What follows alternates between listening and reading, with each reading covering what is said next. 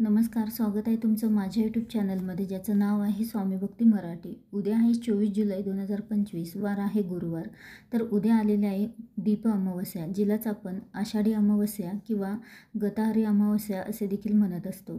त्यासोबतच उद्याच आलेला आहे गुरुपुषामृत योग देखील। तर अत्यंत प्रभावी असा दिवस आहे उद्याचा, आणि या दिवशी आपण अनेक उपाय आणि सेवा देखील करत असतो। तर उद्या दीप अमावस्येला कंटाळा न करता ही कामे आपल्याला करायची आहे, आणि त्यासोबतच या दिवशी ही एक चूक आपल्याला अजिबात करायची नाही। यामुळे आपल्याला केलेल्या सेवेचं, आपल्या मेहनतीचं फळ आपल्याला मिळत नाही, आणि त्यामुळेच ही चूक आपल्याला अजिबात या दिवशी करायची नाही।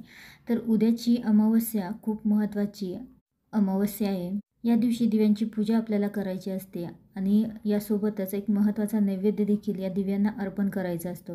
घरामध्ये जे दिवे असतील तर ते स्वच्छ करून त्यांची पूजा या दिवशी केली जाते। तर उद्या अमावस्याला काय करावे, काय नाही, त्यासोबतच कोणती कामे करावी आणि कोणती नाही, तर याबद्दलची संपूर्ण माहिती आपण या व्हिडिओमध्ये बघणार आहोत। तर व्हिडिओ स्किप न करता संपूर्ण बघा, आणि जे कोणी नवीन असेल या चॅनलवरती तर सबस्क्राईब करा। तर बघा, उद्या गुरुपुषामृत योग देखील आहे आणि गुरुवार देखील आलेला आहे। तर अतिशय शुभ असा दिवस आहे उद्याचा, कारण गुरुपुषामृत योग हा अत्यंत शुभ मानला जातो, आणि या दिवशी आपण अनेक नवीन व्यवसायांची सुरुवात देखील करू शकतो। त्यासोबतच या दिवशी कोणतंही मुहूर्त न बघता या दिवशी आपण कोणतंही शुभ कार्य हे करू शकतो। आणि यासोबतच गुरुपुषामृत योग आणि अमावस्या, तर हे दोन्हीही माता लक्ष्मीला समर्पित असतात, आणि त्यामुळेच माता लक्ष्मीचा प्रभाव सर्वत्र खूप जास्त प्रमाणामध्ये उद्याच्या दिवशी असतो, आणि त्यामुळेच माता लक्ष्मीच्या जास्तीत जास्त सेवा आपल्याला करायची आहे, त्याचा आपल्याला फायदा करून घ्यायचा आहे। तर सकाळी लवकर उठायचं आहे, अंघोळीच्या पाण्यामध्ये थोडंसं गोमूत्र, गंगाजल, हळद टाकून आपल्याला त्या पाण्याने अंघोळ करायची आहे। आपल्या घरातील वाईट गोष्टी काढून आपल्याला टाकण्याचा हा सर्वात प्रभावी दिवस मानला जातो, आणि पंचगव्य टाकून अंघोळ केल्याने आपल्यामध्ये जी काही नकारात्मकता असते, वाईट गोष्टी असतात, वाईट गोष्टींचा प्रभाव झालेला असतो आपल्यावर, तर तो निघून जाण्यास मदत होते। त्यानंतर संपूर्ण घर आपल्याला स्वच्छ करायचं आहे, घरातील जाळं काढायचं आहे, उंबरठा स्वच्छ करायचा आहे, तसेच पाण्यामध्ये देखील हळद, मीठ आणि लिंबू टाकून आपल्याला संपूर्ण घर स्वच्छ करायचं आहे। उंबरठ्याला हळदीचं लेपन करायचं आहे, आपल्या घराचा मुख्य दरवाजा आपल्याला स्वच्छ करायचा आहे, आणि दरवाजाला आंब्यांच्या पानाचं तोरण लावायचं आहे।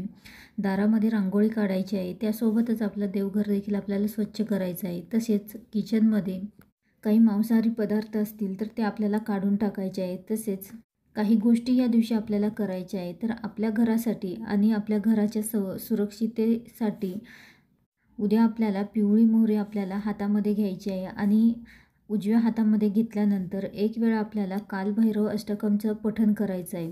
त्यानंतर एक वेळा अथर्व वल्ग सुक्तम, तर याचं देखील पठण करायचं आहे, आणि ती पिवळी मोहरी आपल्याला संपूर्ण घरामध्ये आपल्याला टाकायची आहे, टॉयलेट बाथरूम सोडून। घरातील वाईट शक्तीपासून आणि इतर वाईट बाधांपासून संरक्षण यामुळे होते।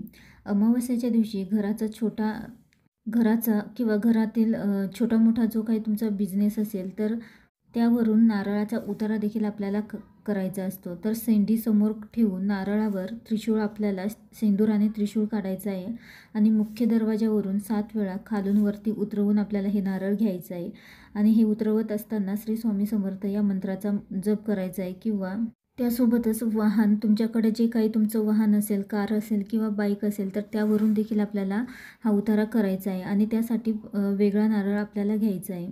तुमचं व्यवसायाचं ठिकाण असेल, दुकान असेल, तर त्यावरून देखील तुम्ही हा नारळाचा उतारा करू शकता।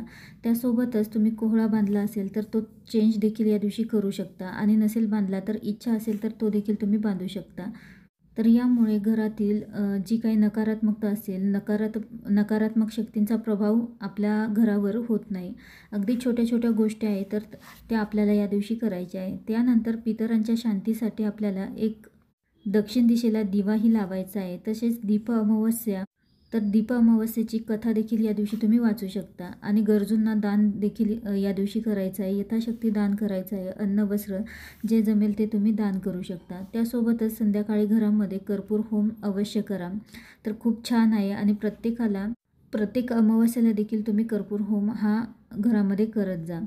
तर यासाठी एक नारळ घ्यायचा आहे आणि ती सोलून घ्यायचं आहे. शेंडी देवाकडे करून देवासमोर नारळ ठेवून नारळावरती एकामागे एक 7 वड्या आपल्याला कापराच्या जाळायच्या आहे आणि त्या जळत असताना श्री स्वामी समर्थ किंवा गायत्री मंत्राचं पठण करायचं आहे. आणि हे देखील तुम्ही दर पौर्णिमा आणि अमावस्येला तुम्ही हे करू शकता. आणि हे नारळ खाऊ नये, तर जोपर्यंत चांगला आहे तोपर्यंत तुम्ही प्रत्येक अमावस्या पौर्णिमेला तो वापरू शकता.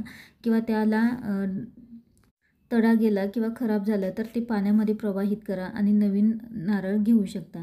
त्यानंतर अमावस्येला काय करावे, तर उद्या घरामध्ये भांडणवाद किंवा शिवीगाळ करू नका. तर या गोष्टी आपल्याला कटाक्षाने टाळायच्या आहे. त्यासोबतच उद्या कोणाला फसवू नका, कोणाचा अपमान करू नका. तसेच ज्यावेळी आपण दिवे प्रज्वलित करू तर ते पूर्णपणे जळू द्या. पूर्णपणे जळून गेल्यावरच ते आपल्याला उचलून घ्यायचे आहे, तर ते आपण स्वतःहून विझवू नका. त्यासोबतच उद्या एक चूक आपल्याला टाळायची आहे, तर ती म्हणजेच आपल्याला उद्या अन्न खायचं नाही, तर कोणाच्याही घरचं खाऊ नका. यामुळे आपण कमवलेले पुण्य किंवा जे काय आपण सेवा करत असतो तर त्याचं पुण्य फळ हे त्या व्यक्तीला जातं आणि त्यामुळेच कोणाच्याही घरचं आपल्याला या दिवशी खायचं नाही. तर विकत घेऊन खाल्लं तर काही हरकत नाही, पण कोणाच्याही घरामधलं खाऊ नका. तर या काही गोष्टी आहेत, तर या उद्या आपल्याला कटाक्षाने टाळायच्या आहे, जेणेकरून आपण केलेल्या सेवेचं फळ आपल्याला मिळेल. व्हिडिओ आवडला असेल तर लाईक करा, कमेंट करा, शेअर करा आणि सबस्क्राईब करा. श्री स्वामी समर्थ.